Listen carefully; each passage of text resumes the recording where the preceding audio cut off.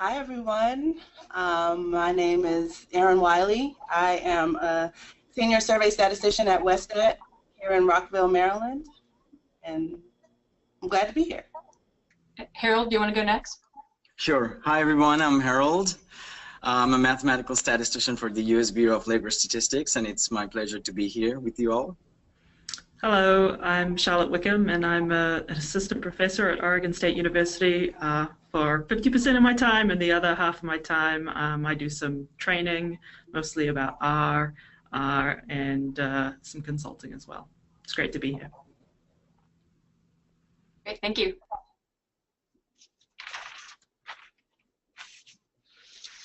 So if it's okay with you all, I think we are going to go ahead and start with some questions.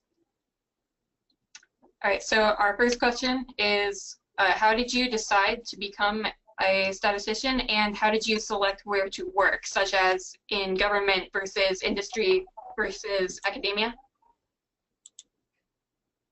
Do you want me to go first, or? Whoever wants to go first is great. Okay, I'll go first. I have a slide, so I'll just share my slide as well. Awesome. Let's see if I can.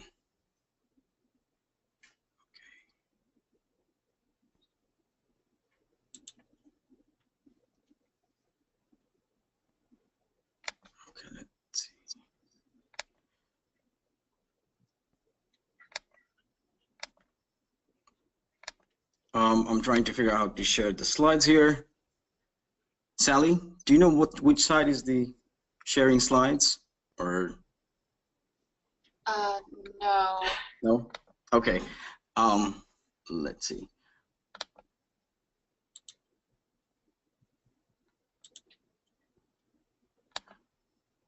If someone wants to go ahead, then I will just figure out how to share the slides in the meantime.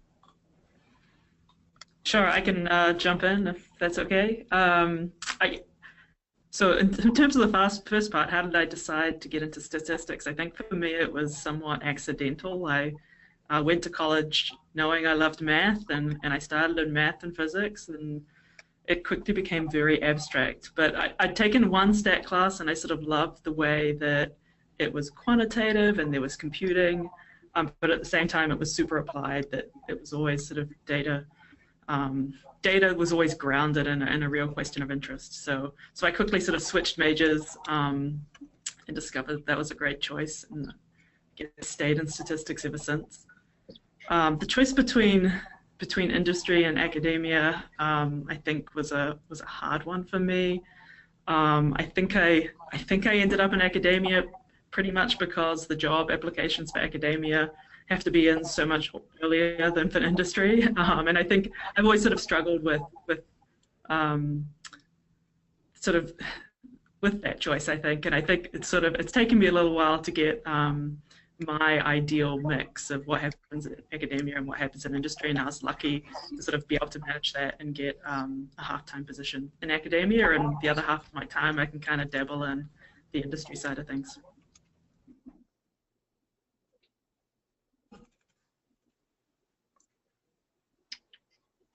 Harold, if you're ready, you want to go ahead? Yes.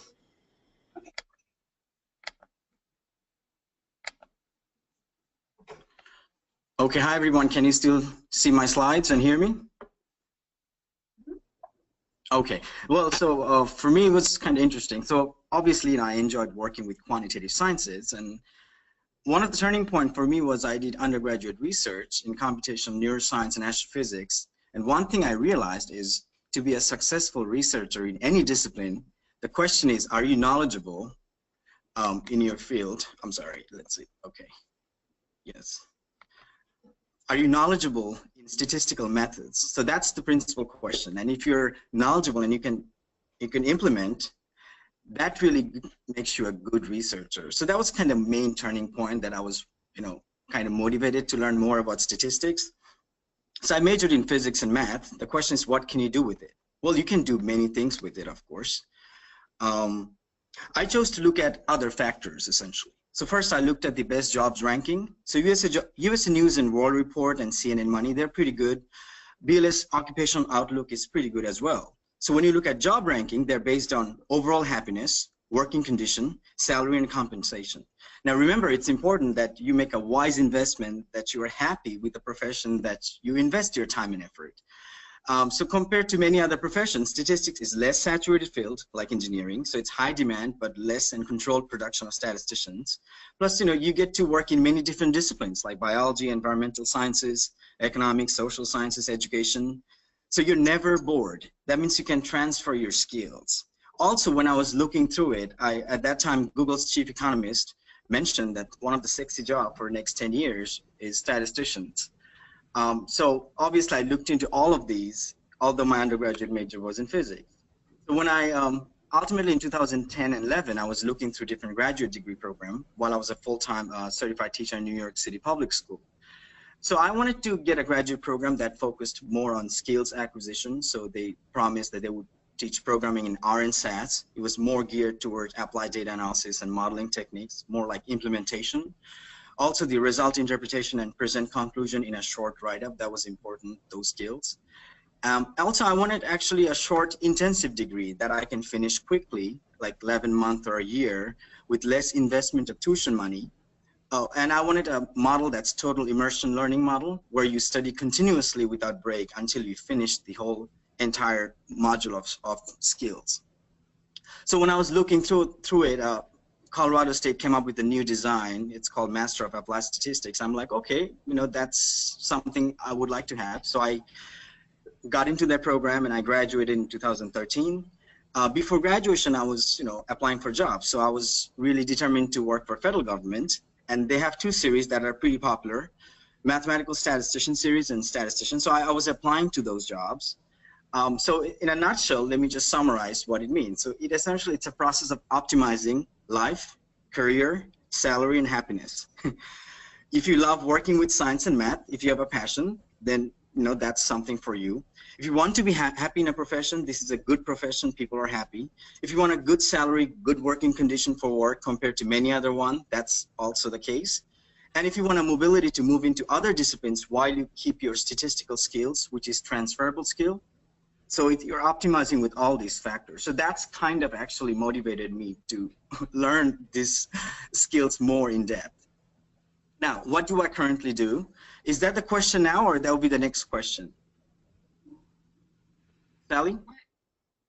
You can go ahead if you want. Okay, No? so I will just go ahead with that too. So so currently I work at the U.S. Bureau of Labor Statistics, the Division of Price Statistical Methods. I focused mostly in the Consumer Price Index, which many of you probably know, it's the U.S. inflation rate. So it's an applied research office that works with data. In a nutshell, many of the federal statisticians work with many surveys that produce national statistics, which is population estimates. And examples of work relates to multi-state sample design. So make sure you take a sampling course if you want to be a survey specialist. Variance estimation, which is standard error estimation, that's a very gold skill to have. Linear models, parametric and non-parametric models, data visualization.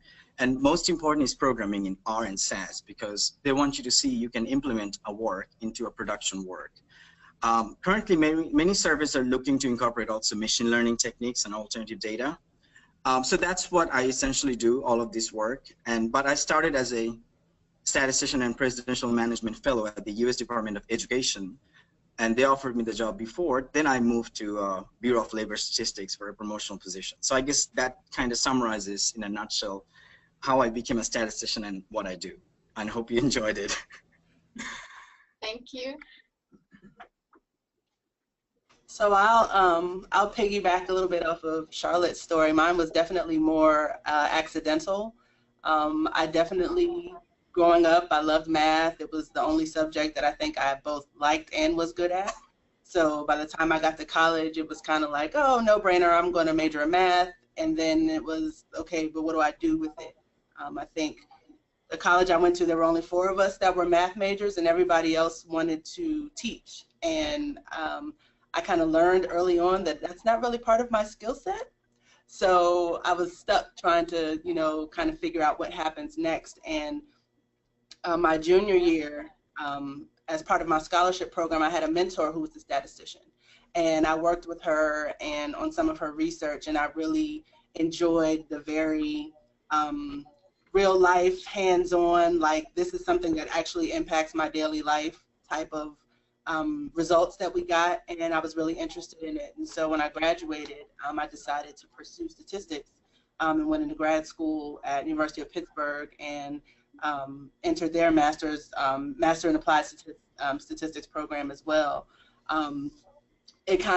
That kind of transitions you into how I got to working at WestStat. The summer between my 2 years of grad school, I got an internship here at WestStat, which was really a very uncomplicated, simplified process. Like I sent an email, like, I'm looking for an internship, can somebody help me? And my boss now basically contacted me back and was like, you know, send me some information, transcripts, let me talk to some of your teachers, and I came on board as an intern, and I loved it here. And WestStat was very welcoming and very accommodating for me. And after graduation, because I had worked here for a while as an intern several times, they offered me a position once I got my master's degree. And so I just kind of walked in, and I haven't looked back. I love it here. I guess that's a nutshell summary of the two questions, I guess. Thank you. All right, looks like we've got a question for the panel from the audience. What was the most important aspect of your education as relates to the job you currently do?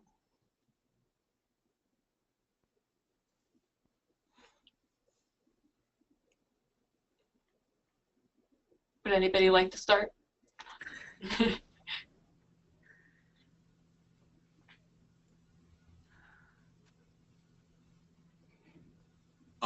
Okay, I can start. I guess, the most important part for me was perseverance.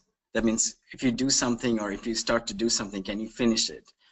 No matter what, field it is. I think, so I always had a very high level of perseverance. That kind of motivated me to do something and finish it. Because as I understand that, you can be naturally gifted or you can be trained. But in either case, when you have a high level perseverance and effort, that can achieve the same results. So yeah, I have always a high level of perseverance. So that kind of made my path. That's what I think for my case. I think for me, to piggyback off of something Harold said earlier, it was identifying the transferable skills.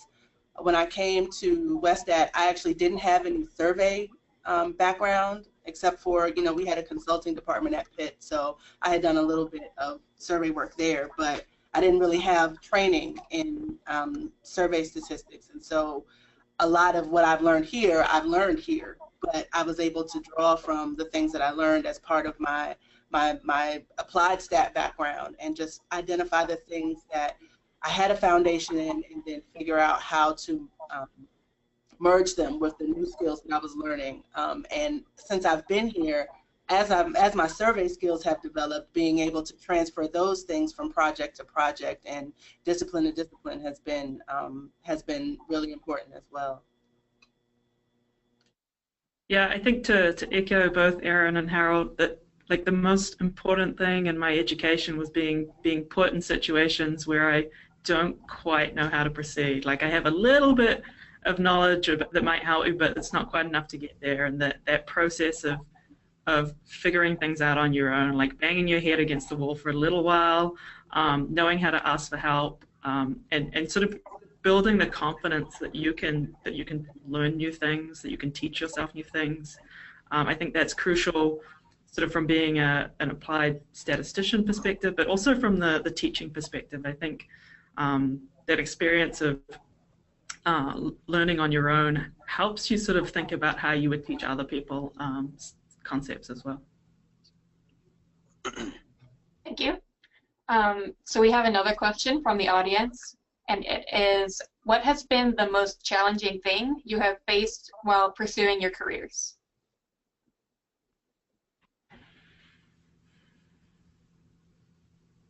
I can definitely say my biggest challenge is usually myself, trying to navigate in situations where I'm I've been put into a new circumstance where it isn't initially comfortable, and I have to kind of, take a step back and give myself a pep talk, like, yes, you can do this. It doesn't matter that you don't know it all from the outright. You have the capacity to learn and to develop and to work with a team and to draw from your experiences. So I think sometimes for me, confidence building along the way when I am in circumstances where the material isn't something I'm already familiar with has been a challenge for me personally, and as my career has gone on, but I've gotten better. So that would be it for me, I think. Yeah, I think probably for me the most challenging thing has always been sort of aligning what I like to do and who I think I am with the sort of image of whatever a tenure track assistant professor should look like. That I think there's sort of this picture a lot of us carry in our heads of what that person looks like and how they spend their time. And there have been times where I have felt that I am almost the complete opposite of that person, and yet here I am in this job. And I think kind of dealing with that, there's sort of two parts of it. One is sort of realizing that there isn't one picture of any career or any person that should be in that career. And then I think sort of also sort of I guess working with the people that sort of evaluate you in your career on what your ideal image of what that career looks like. Like I think that's something I've been really lucky with, that I could kind of craft a little bit what my position and what my career looks like. I mean, of course, I think that's also a hard problem. Is like what do I really want to be and what do I really want to do? And I think knowing that is mostly self-reflection. Like, when have you been most happy in your job and what were you doing? And that thinking about that certainly helped me kind of clarify what I wanted, who I wanted to be and what I thought an assistant professor should look like. Yeah, I think one thing, like, I think this sort of goes for any challenging time in any career. I think you have to keep in mind that kind of thing that you love to do that got you into this career. For me, it's like sitting down with data and having R open and like getting in there and playing with it. Like, and if I ever find myself kind of in a challenging time, or I'm kind of like, well, why am I doing this? Like, I just go back to that. There's always kind of a set of stuff on my computer that I know I can go to, open up R and just start playing with data. That makes me happy. It reminds me why I'm in this profession. And I think that sort of helps me deal with most challenges. Yeah. And mine is also similar to Aaron. Essentially, when you start something, you won't know everything. And it's okay not to know everything. But as long as you know how to navigate through Google and how to find a blog or a program that's a prototype for you, you start from there and you develop from there. I think that's an important challenge that you have to overcome.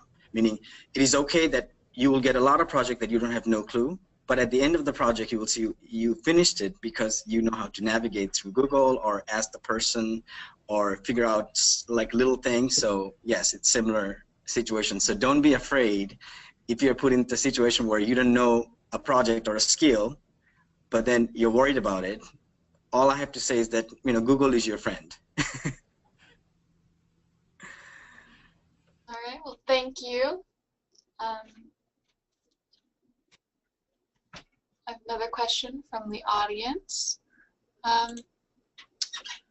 What can you say about the work environment in an industry position?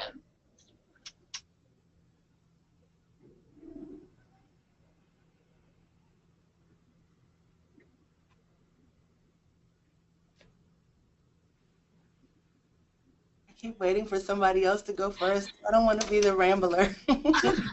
You can ramble. The work environment, I mean, I can speak to the work environment at WestStat. And the work environment here is probably, I would say, almost the main reason that I'm here.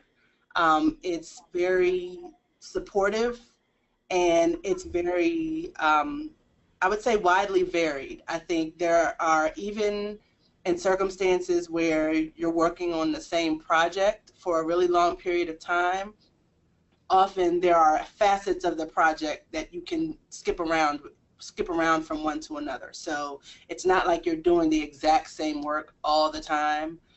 Even if you work on a project for a span of years, you know, 1 year it may be your responsibility to do one task, but then the next year, you know, your project leads recognize that, you know, okay, she did a good job with this, now let her explore this, or, you know, see what she can do with this. And so I think the variability in the work is really important. It keeps it interesting.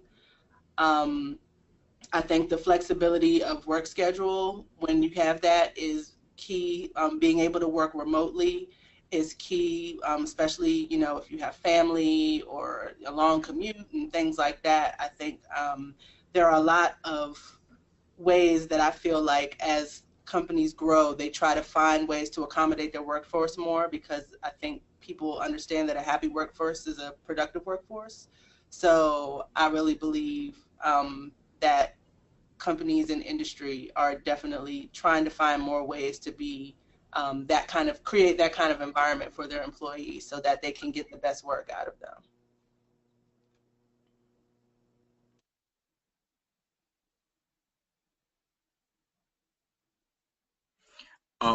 Okay, I can go a little bit. I don't work in industry, but I guess Aaron gave a great overview.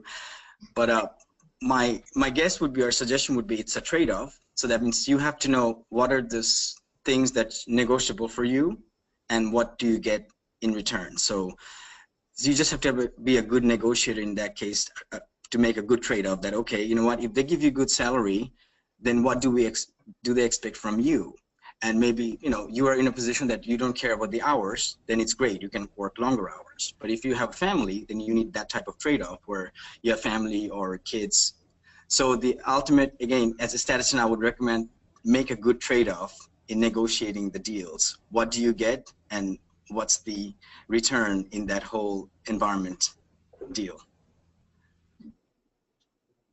Yeah, as someone else that doesn't work in industry, I can't speak to that so much. I mean, I can certainly speak to the strengths of the work environment in academia, and I think the biggest one is sort of flexibility and freedom. Like, you know, apart from the classes you're assigned to teach, and you need to show up to lecture at those times, there's sort of a complete freedom of time and how you spend it and where you spend it. And then there's also a complete freedom of sort of what you work on outside those teaching duties. You know, I think probably on average that comes at a cost of a lower salary.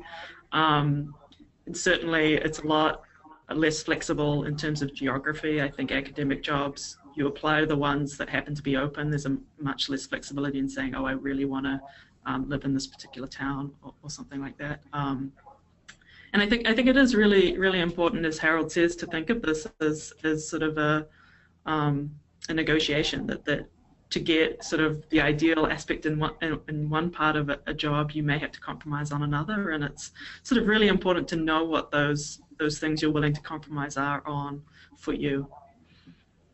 Yeah, I mean, essentially you have to figure out the constraint. Some of the constraint would be non-negotiable for you, and some of the constraint would be negotiable. So figure out what's negotiable, and, you know, see if those negotiable ones are, you know, they're negotiating, and the ones that are not negotiable, make sure you have that environment, because otherwise you won't be happy. Like, for example, if you have a non-negotiable constraint that you have to leave office by 6 because you have kids, obviously you need to find an office that will be accommodating, otherwise you won't be happy in that job. So negotiable constraint, non-negotiable constraint. Mm-hmm. Thank you. So we have a question directed specifically at Charlotte now. So, how do you apply your skills and background to package building in R? And do you have any recommendations for someone who is interested in building R software? That's a great question. Okay, so I think there are sort of two aspects I think people think of when they think about building a package, and one is the sort of the very technical stuff, like how I have some R code. I'm interested in packaging. Like, how do I get it packaged up and get it out there to people? And I think that side of things, there are some like really great resources online now that kind of help walk you through that. It's actually like surprisingly, I don't want to say simple, because the first time you do it, it's definitely a little bit tricky, but it's just a set of steps that you follow, and once you follow them, like you have a package that people can install in R. So I think that's often like the really intimidating bit to people, but like I would reassure people that it's like if you can Google around and if you can follow steps, like you can make a package. I think the other aspect of package development is like, how do you make a package that people want to use? Like, how do you make a package that's so good, like everybody wants to use it? And that's definitely a little bit harder. And I think when I'm kind of thinking about that ability to think about what will make a good package just comes from experience, being a statistician and doing data analysis. Like, you soon learn to recognize things that like really drive you up the wall when you're trying to do something. Like packages that have like inconsistent names for functions, or names for arguments, or every function that's in a package is, has a slightly different order of arguments. Like, those are the things that I think come from experience of just doing data analysis.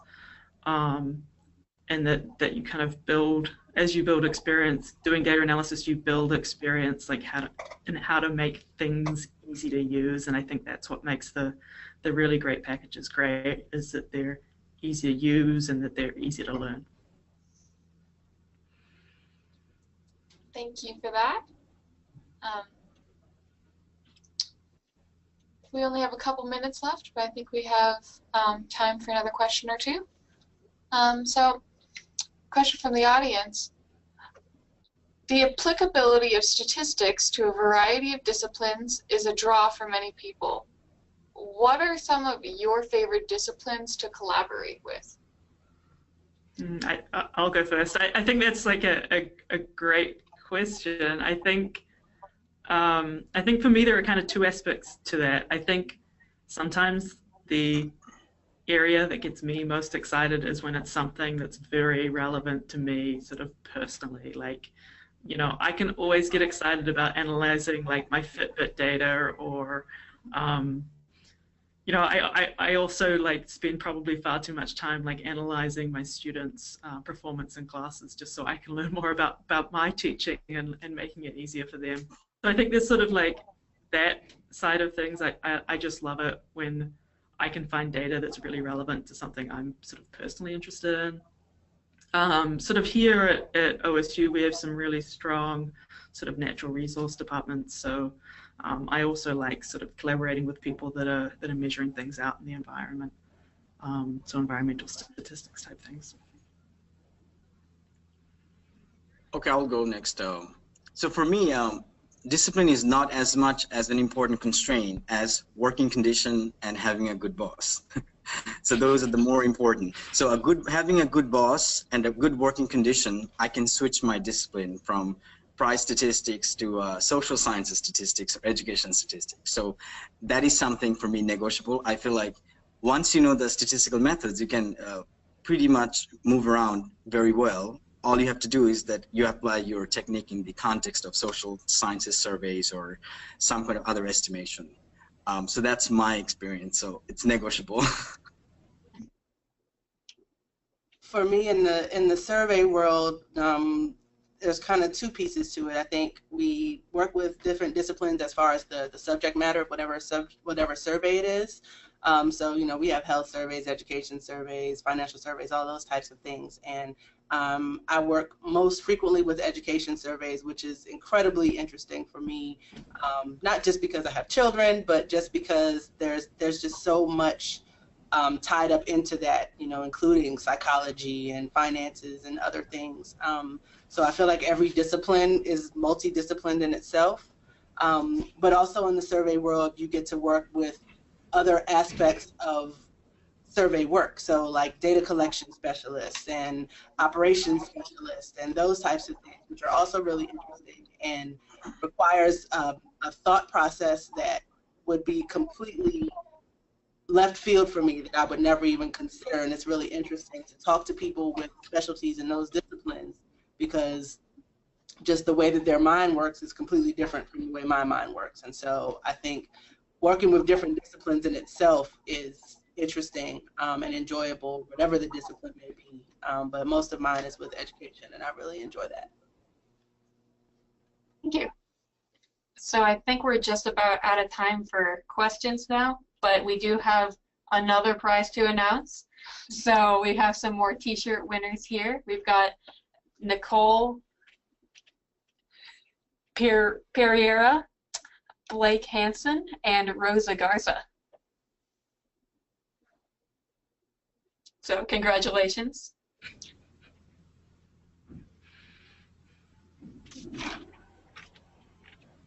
Okay, and I think it's about time to hand it back to Dr. McConville to wrap things up. All right, thank you so much. Thanks to our panelists. I learned so much during your panel, so we really appreciate you being a part of the conference. Okay, so I have a few announcements. Well, I guess one thing I would say is I should thank everyone else too, right? Thanks everyone for tuning in, and also, right, thanks to our plenary speakers and our moderators and our video presenters and our keynote speaker. I think we had a really great day. So the recordings will be on the website late next week. So they'll be linked right there in the schedule page. And the other one thing I want to do, so I'm sending out to everyone right now a link to the page for USPROC, right? So we have this project competition, and you can submit a project, whether it's from an intro class, an intermediate class, or an undergraduate statistics research project. So I really want to encourage you, if you're all jazzed now about statistics and research, to consider submitting a project. Our fall deadline is December 22nd. So yeah. All right, so if you want a prize today, I'll be reaching out to you in the next couple of days. Otherwise, thank you so much for tuning in. Have a wonderful weekend, everyone. Thanks a lot. Thank you. Bye-bye.